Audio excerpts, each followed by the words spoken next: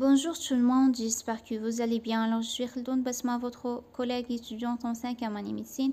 Et comme je vous ai promis lors de la vidéo précédente, on va voir aujourd'hui ensemble un cas clinique sur la schizophrénie.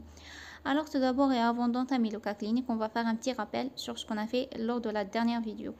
On a dit que la schizophrénie, c'est une psychose chronique, c'est une maladie mentale chronique caractérisée par cette notion de rupture avec la réalité, avec la présence de délire et d'hallucination.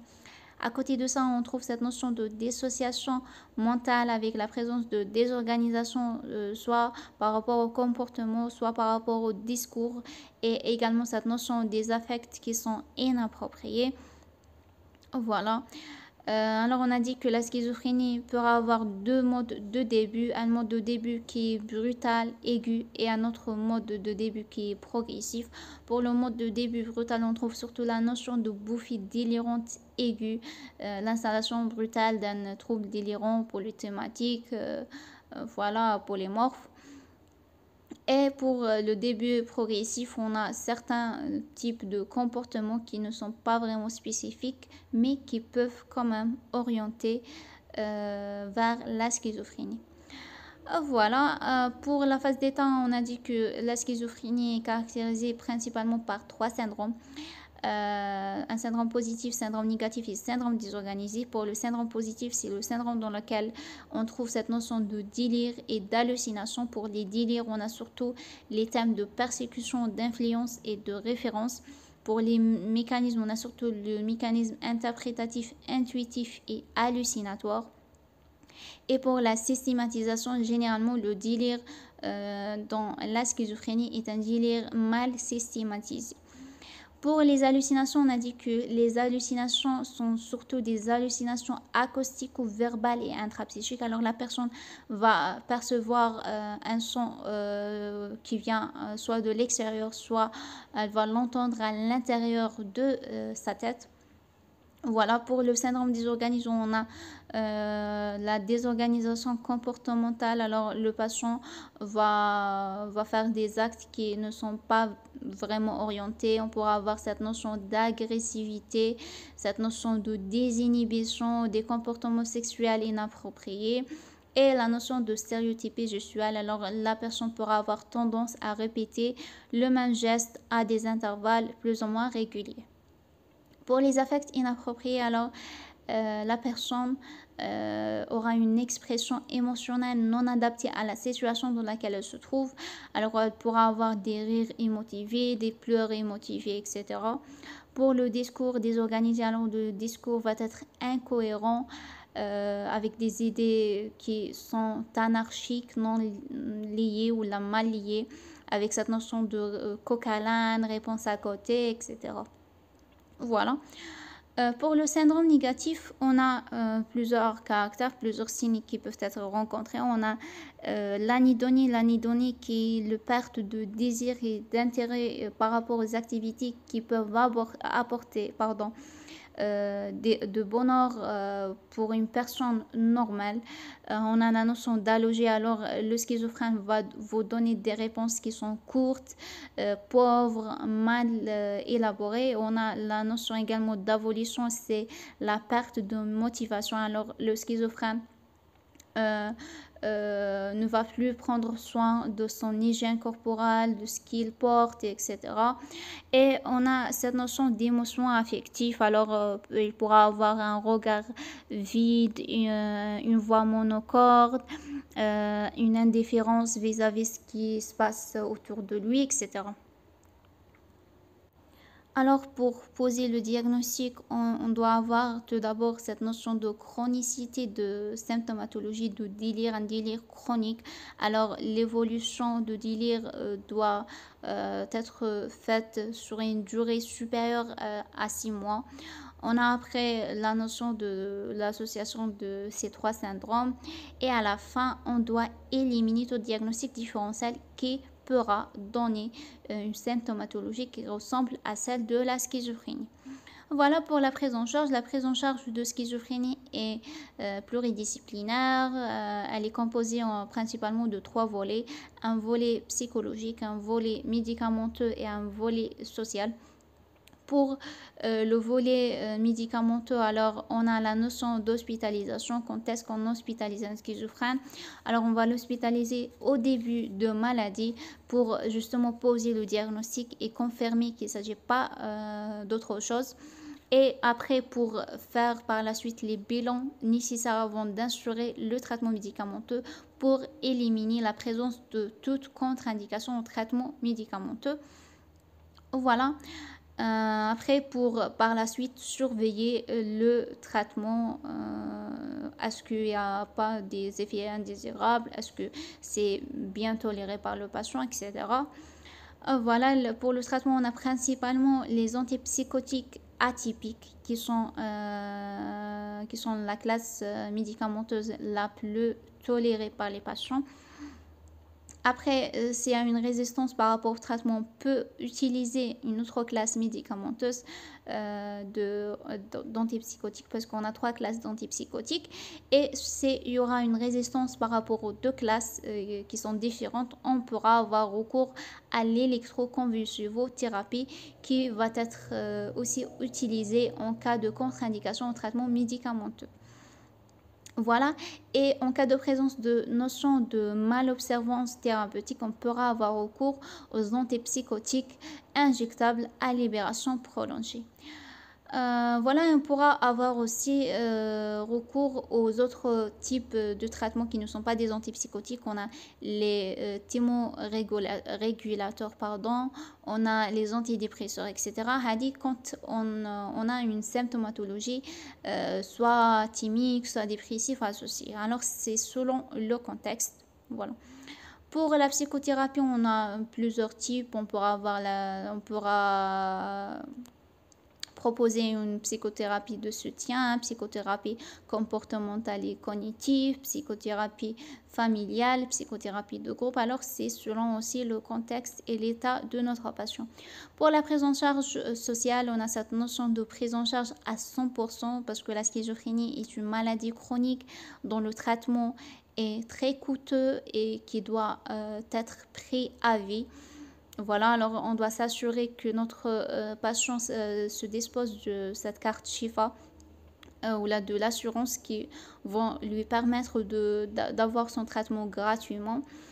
Voilà, on pourra avoir cette notion d'allocation d'adultes handicapés quand notre patient ne peut pas travailler. Alors, on les handicapés.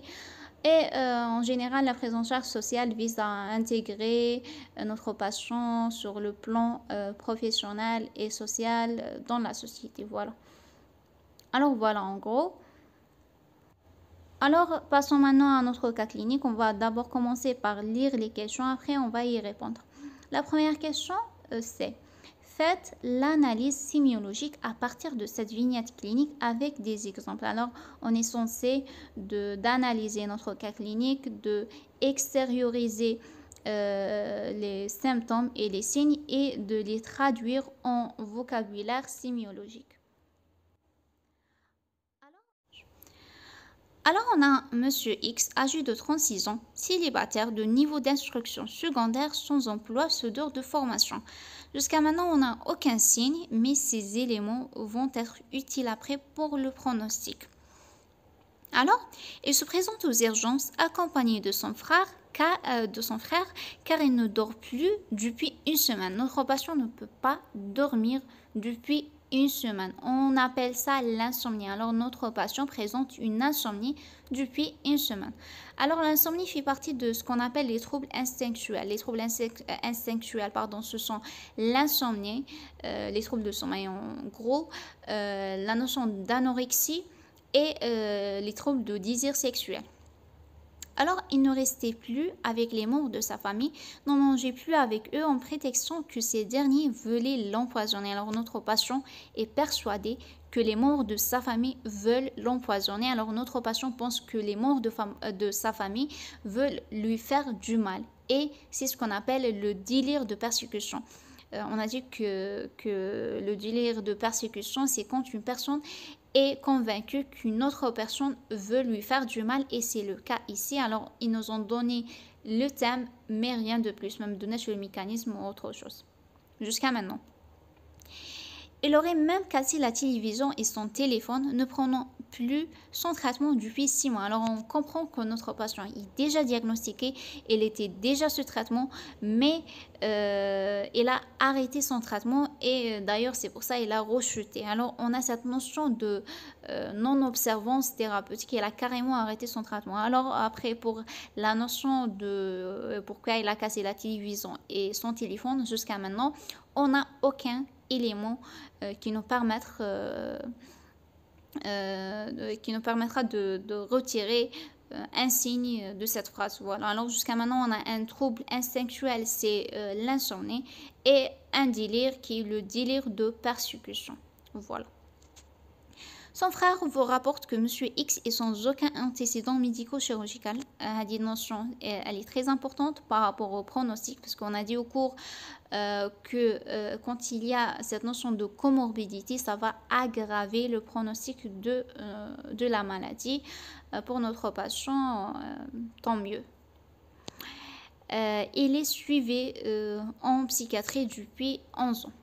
Et qu'il a même été hospitalisé en milieu spécialisé du foie. Alors, le premier contact psychiatrique de notre patient ça fait 11 ans. Alors, et il était déjà même hospitalisé deux fois. Alors, notre patient est déjà diagnostiqué. Il était déjà de ce traitement. Voilà, mais on a dit qu'il a arrêté son traitement et c'était ça la source de rechute. Toutefois, il vous rapporte que le comportement de son frère avait changé 2 ans auparavant, soit à l'âge de 23 ans. Alors, qu'est-ce qu'ils veulent dire par cette phrase? Ils veulent dire que la symptomatologie chez ce patient a commencé à 23 ans, mais il n'a pas consulté jusqu'à l'âge de 25 ans. Alors, il a pris du temps pour consulter. Ici, ils veulent dire qu'il n'a pas consulté rapidement. On a dit dans le cours que le diagnostic précoce et la prise en charge précoce de la maladie va améliorer le pronostic. Il quitta son travail brusquement car ses collègues l'épiaient. Alors notre patient, il a quitté son travail à l'époque parce qu'il pensait que ses collègues sont en train de le surveiller d'une manière rapprochée. Alors pourquoi on surveille quelqu'un? C'est sûrement pour lui faire du mal. Alors on est toujours dans le délire de persécution. Voilà. Rester le plus clair de son temps dans sa chambre afin de se regarder dans le miroir et trouver que ses oreilles grandissaient de façon excessive. Alors notre patient reste beaucoup devant le miroir pour s'observer, pour voir surtout ses oreilles parce qu'il pense qu'ils sont grandis d'une façon excessive. Et c'est ce qu'on appelle le signe de miroir. Voilà le signe de miroir qu'on trouve en cas de dysmorphophobie. Alors la dysmorphophobie, c'est pas une manifestation caractéristique ou spécifique de la schizophrénie. On peut la trouver au cours de d'autres pathologies. On a l'anorexie mentale, on a le syndrome dissociatif de l'identité, etc. Mais ça peut être rencontré en cas de schizophrénie et c'est le cas chez notre patient. Alors, on a dit que la dysmorphophobie, c'est quand la personne se sent bizarre par rapport à son corps, elle pense qu'une partie de son corps est bizarre et même déformée, voilà. Et c'est le cas de notre patient. Alors, il présente la dysmorphophobie avec le signe de miroir. Voilà. Alors, jusqu'à maintenant, on a un trouble intellectuel, c'est l'insomnie, de délire de persécution, et la notion de dysmorphophobie avec le signe de miroir. Il s'est mis à parler, à rire seul. Alors, quand une personne parle seule, on appelle ça le soliloque. Alors, mais dans ce cas, on ne sait pas s'il parle seul parce que c'est en rapport avec un trouble désorganisé. Alors, il parle seul à lui-même. Ou bien c'est une attitude hallucinatoire et alors il est en train de parler avec une autre personne. Alors ils n'ont rien donné comme paramètre qui pourra nous orienter. Alors on va considérer ça comme un trouble désorganisé. Ça fait partie de comportement désorganisé. et rire seul. Cette notion de rire seul, ça fait partie des affects inappropriés, la notion des rires émotivés. Voilà, alors jusqu'à maintenant, on est de le syndrome désorganisé. On a la notion de soliloque et la notion des rires seuls. Son état s'aggrava progressivement. Il commença à se nourrir uniquement de bananes et de yaourts qu'il acheta lui-même. Alors notre patient ne mange que des bananes et du yaourt et c'est ce qu'on appelle l'anorexie sélective ou partielle. Alors cette notion d'anorexie sélective partielle, pourquoi on la trouve en cas de schizophrénie? Pour le schizophrène, la notion d'anorexie n'est pas en rapport avec une perte d'appétit ou parce qu'il veut maigrir comme dans le cas de l'anorexie mentale par exemple. Non.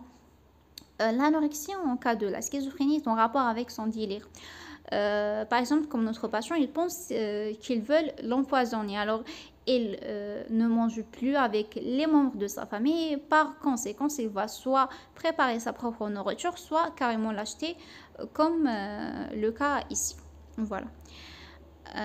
Et s'est présenté au commissariat afin de porter plainte à l'encontre de son voisin qui l'espionnerait via des satellites, motivant ainsi sa famille à l'amener consulter pour la première fois en psychiatrie, motivant sa première hospitalisation à l'âge de 25 ans pendant 3 mois.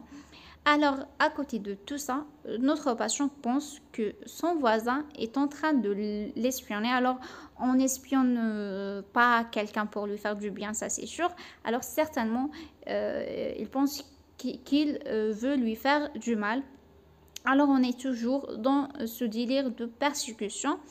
Alors, suite à ça, notre patient a été hospitalisé pendant 3 mois. Et qu'il était sorti stable sous un traitement qu'il ne vous précise pas. Alors, il était hospitalisé, il était mis au traitement et il est sorti stable. Alors, il a bien répondu au traitement. Il aurait été suivi en ambulatoire pendant 6 ans, puis arrêta son traitement et cessa toute consultation en disant être guéri. Alors, notre patient a bien observé son traitement durant 6 ans. Après, d'un coup, il est décidé qu'il est guéri, il a arrêté son traitement, alors forcément il va rechuter. Durant cette période, il fit quelques petits boulots dans plusieurs domaines, soudeur, bâtiment, gardiennage, mais jamais plus que quelques mois. Voilà, une année après avoir arrêté son traitement, son frère vous rapporte un épisode similaire entraîné une deuxième hospitalisation à l'âge de 32 ans pendant 2 mois, sorti également stable sous un traitement qui ne précisa pas non plus, traitement qu'il continua à prendre pendant 4 ans jusqu'il y a 6 mois. Alors notre patient, parce qu'il a arrêté son traitement la première fois, il a rechuté, il a commencé à avoir les mêmes symptômes, les mêmes délires, etc. Alors il était amené une deuxième fois à l'hôpital, il était hospitalisé, il était mis au traitement, il a bien répondu au traitement et il était stable pendant 4 ans jusqu'à 6 mois qu'il a son traitement, bien sûr, et il a rechuté de nouveau. Voilà, alors jusqu'à maintenant, on a trouvé 2 troubles instinctuels, c'est l'anorexie sélective et l'insomnie. On a trouvé 2 délires de persécution, 3 délires plutôt de persécution. Voilà, on a trouvé la notion de dysmorphophobie. Normalement, c'est ça.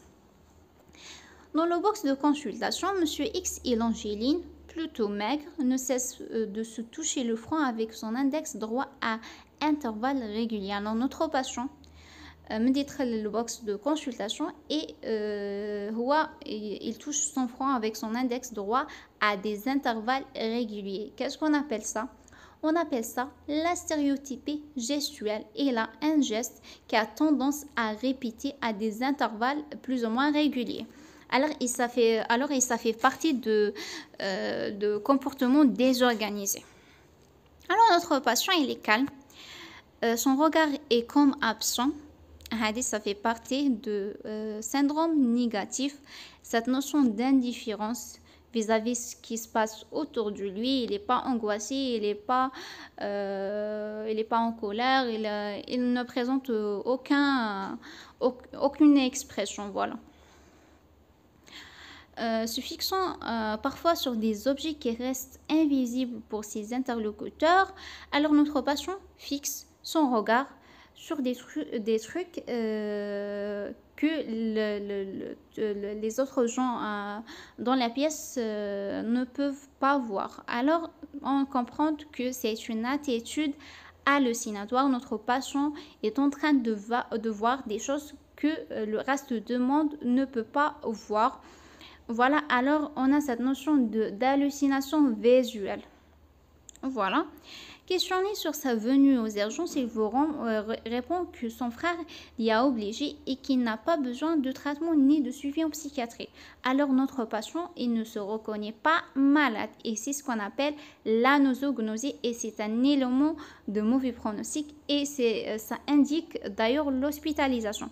Parce qu'une personne qui ne se reconnaît pas malade ne va pas prendre son traitement et c'est le cas d'ailleurs pour notre patient. Voilà. Pour les objets qu'il a cassés, il vous répond qu'il devait détruire son téléphone car il était sur écoute. Il le savait car il entendait un bip à chaque fois qu'il était en communication. Alors notre patient pense qu'il était sur écoute alors qu'il était suivi ou espionné par quelqu'un. C'est un délire toujours de persécution. Parce qu'on a dit on ne va pas suivre quelqu'un ou là on ne va pas l'espionner pour lui faire du bien. Mais ils ont rajouté autre chose. À côté de thème de délire, ils ont dit qu'ils le savaient car ils entendaient un bip à chaque fois qu'il était en communication. Alors, ça, c'est le mécanisme. Le mécanisme ici, c'est un mécanisme interprétatif. Il a interprété le bip qu'il entendait à chaque fois qu'il est en communication comme étant une preuve de son délire, voilà, de son idée. Il déclare aussi, je suis en contact direct avec un agent secret qui me répond dans ma tête via une puce. Alors, il entend quelqu'un qui est en train de lui parler à l'intérieur de sa tête. Et c'est ce qu'on appelle des hallucinations intrapsychiques. Quand une personne veut dire, j'entends une voix à l'intérieur de ma tête, c'est une hallucination intrapsychique, voilà. Il m'a dit que mon téléphone était sur écoute. Alors à côté de ça, cet agent secret qu'il l'entend à l'intérieur de sa tête, voilà, vous êtes sur écoute. Alors on a un délire de persécution, un double mécanisme, un mécanisme interprétatif. Il a interprété avec le bip comme étant une preuve qu'il est sur écoute. Et à côté de ça, un mécanisme hallucinatoire. Là, c'est grâce à cause plutôt d'hallucination de la voix qu'il entend à l'intérieur de sa tête et il est aussi convaincu qu'il est sur écoute. Concernant la télévision, il soupire puis il vous affirme « Je suis épuisé d'en les entendre parler de moi dans le journal télévisé, la publicité, même certains, je n'en pouvais plus. Il fallait que ça cesse. » Alors notre patient est persuadé qu'on parle de lui dans la télévision, dans les publicités, etc. Alors ils se sont visés par ce qu'ils disent dans les médias, dans les articles, dans les publicités, etc. Et c'est ce qu'on appelle le délire de référence. Le délire de référence, c'est justement quand une personne se sent visée par ce qu'ils disent dans la télévision, dans les articles, dans les journaux, etc. Voilà. Quand vous posez la question pourquoi vous ne mangez plus les repas préparés par la famille, il réplique « Ma mère me sert à manger dans une assiette de couleurs différentes que celles des autres membres de la famille.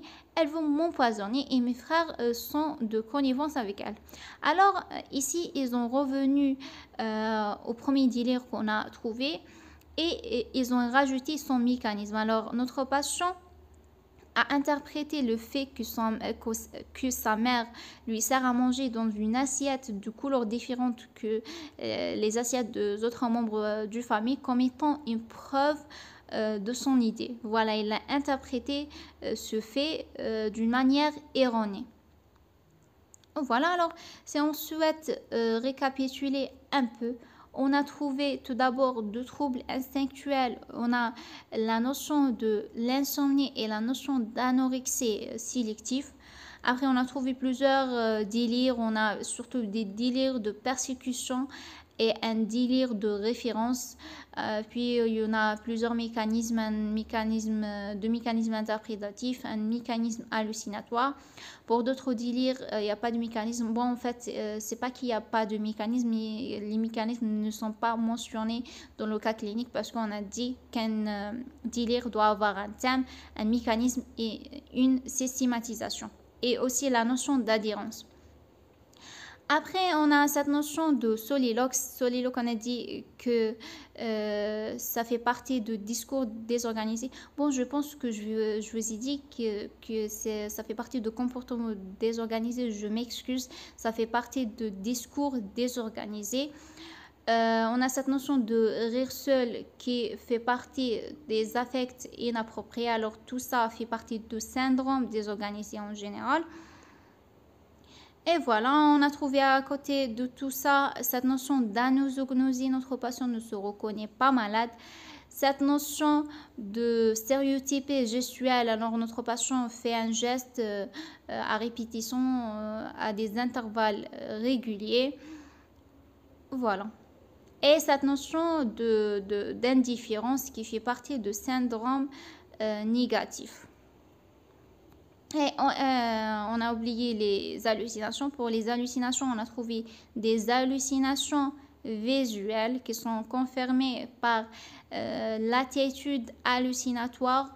Une attitude hallucinatoire quand notre patient a fixé des objets qui sont invisibles pour les autres. Et on a cette notion d'hallucination intrapsychique quand notre patient a rapporté qu'il entend une voix à l'intérieur de sa tête. Voilà. Alors, comment vous êtes censé de répondre? Vous êtes censé de extérioriser ces phrases, de les écrire et d'écrire à côté le thème de vocabulaire sémiologique correspondant. Voilà pour la première question. Pour la deuxième question, ils ont dit quel diagnostic évoquez-vous? Argumentez. Alors, notre diagnostic, c'est la schizophrénie paranoïde. Alors, pourquoi on a évoqué ce diagnostic? Première des choses, on a un délire d'évolution chronique. La chronicité d'évolution de la symptomatologie. Notre patient est suivi depuis 11 ans. Et alors, ça, c'est plus que 6 mois. Voilà. C'est le premier point à citer. En deuxième position, on a cette notion de syndrome positif qui est au premier plan. Puis vous allez mentionner les délires que vous avez trouvés, chaque délire avec son thème et son mécanisme si ça existe. On a cette notion des hallucinations. Voilà. Et vous allez dire alors en gros que notre patient présente un délire polythématique avec, parce qu'on a trouvé plusieurs thèmes, thèmes de référence et thèmes de persécution, avec des mécanismes multiples. On a trouvé un mécanisme interprétatif et un mécanisme hallucinatoire. Vous allez rajouter que son délire est mal systématisé. Il n'y a pas une vraiment liaison logique entre ces idées ou voilà ou là, une explication logique de son délire. Voilà. Et après, on a le syndrome désorganisé. Pour le syndrome désorganisé, vous allez citer le discours désorganisé. Vous allez dire l'exemple, c'est le soliloque. Vous allez dire qu'il présente également des affects inappropriés. Vous allez mentionner les rires émotivés. Et en dernière position, le comportement désorganisé, cette notion de stéréotypé gestuel. Quand vous répondez à cette question, vous n'allez pas écrire des exemples. Vous allez juste citer les troubles retrouvés. Voilà, parce qu'on a déjà écrit les exemples dans la première question. Après, en troisième position, on trouve le syndrome négatif avec cette notion d'indifférence vis-à-vis ce qui se passe autour. Voilà. Alors, comment vous allez répondre? Vous allez dire, première des choses, que l'évolution est chronique. Deuxième des choses, vous allez mentionner ces 3 syndromes. Et en troisième position, vous allez dire qu'on va poser le diagnostic après élimination de tout autre diagnostic différentiel qui peut être responsable d'une symptomatologie similaire. Voilà. Après, ils ont dit proposer une prise en charge adaptée à ce patient. Alors pour la prise en charge, on a dit que la prise en charge au cours de la schizophrénie, c'est une prise en charge multidisciplinaire. Alors tout d'abord, vous allez, la prise en charge, on a dit, elle est psycho-médico-sociale. En première position, vous allez dire qu'on va hospitaliser le patient. Pourquoi on va l'hospitaliser? Pour deux raisons. Pour la notion d'anosognosie, notre patient ne se reconnaît pas malade. Alors, il ne va pas prendre son traitement et c'est le cas d'ailleurs. Et parce qu'il présente également une exacerbation de son délire.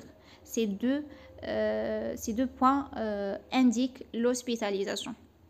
Après, quand on va hospitaliser notre patient, la première chose à faire, c'est de lancer des bilans pour confirmer que notre patient ne présente aucune contre-indication au traitement médicamenteux. Alors, on va lancer un bilan hépatique, un bilan rénal, un UCG, un téléthorax. On va lancer également le PCR de Covid parce qu'on est en période de pandémie. Si c'était une femme, on aurait demandé le bêta-HCG. Voilà. En gros, après, quand on confirme qu'il n'y a pas de contre-indication, on va commencer à donner les antipsychotiques atypiques parce que ce sont les antipsychotiques les mieux tolérés. On va commencer par de petites doses et on va faire monter les doses jusqu'à arriver à la dose minimale efficace pour faire justement disparaître la symptomatologie psychotique de notre patient et alors lui stabiliser. Voilà. Dans le cas de notre patient, on pourra envisager l'utilisation des antipsychotiques injectables à libération prolongée parce que justement, il a cette notion de mauvaise observance thérapeutique. Et pour les autres traitements qu'on pourra associer pour notre traitement, notre patient il ne présente aucune symptomatologie dépressive ou thymique, alors on n'a pas besoin d'associer un thymorégulateur ou un antidépresseur, voilà. Mais par contre, il présente cette notion d'insomnie, alors on pourra associer les antihypnotiques, voilà. Voilà pour le traitement médicamenteux quand on va instaurer notre traitement antipsychotique, on doit le surveiller par des bilans. C'est les mêmes bilans qu'on a fait à l'entrée de notre patient. C'est justement, on va faire également une surveillance clinique, c'est justement pour dissecter des éventuels effets secondaires et pour voir la tolérance de notre patient vis-à-vis au traitement. Voilà pour le traitement médicamenteux. Après, pour la prise en charge psychologique, la psychothérapie, on peut proposer une psychothérapie de soutien, on peut proposer une psychothérapie comportementale et cognitive, une psychothérapie de groupe, etc. Tout est valable pour notre patient, je pense. Voilà, et pour la prise en charge sociale, on doit mentionner cette notion de prise en charge à 100%. Alors, on doit s'assurer que notre patient dispose de cette carte Shifa qui va lui permettre d'avoir son traitement gratuitement. On va essayer de réinsérer notre patient professionnellement parce que notre patient est non inséré professionnellement, la preuve qu'il ne peut pas rester dans un travail plus que quelques mois. Voilà.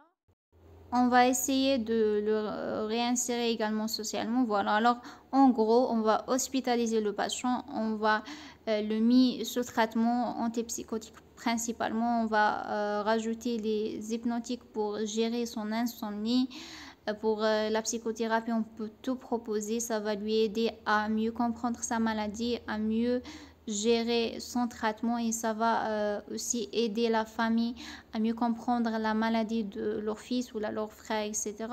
Et par la suite de lui aider à mieux observer son traitement, à détecter les signes de rechute, etc. Et pour la prise en charge sociale, on doit s'assurer que notre patient pourra avoir son traitement gratuitement parce qu'il s'agit d'un traitement assez coûteux. Voilà. Alors pour le pronostic, dans le cours on n'a pas trop détaillé, on a juste dit que le pronostic en cas de la schizophrénie est un peu difficile à prédire. Mais en fait, il y a ce qu'on appelle des éléments de bon pronostic et des éléments de mauvais pronostic. Alors, quand on est devant un patient, on doit faire sortir les éléments de bon pronostic et de mauvais pronostic. Après, on va voir si on a plus d'éléments de mauvais pronostic, on va dire que le pronostic de notre patient est réservé. Par contre, si on a des éléments beaucoup plus des éléments de bon pronostic, on va dire que le pronostic de notre patient est bon. Voilà. Alors, on va essayer de faire sortir ces éléments, le cas clinique Diana. Alors tout d'abord, on a un monsieur X âgé de 36 ans. Tout d'abord, on a un patient de sexe masculin. Sachez que le sexe masculin, c'est un élément de mauvais pronostic. Par contre, le sexe féminin, c'est un élément de bon pronostic.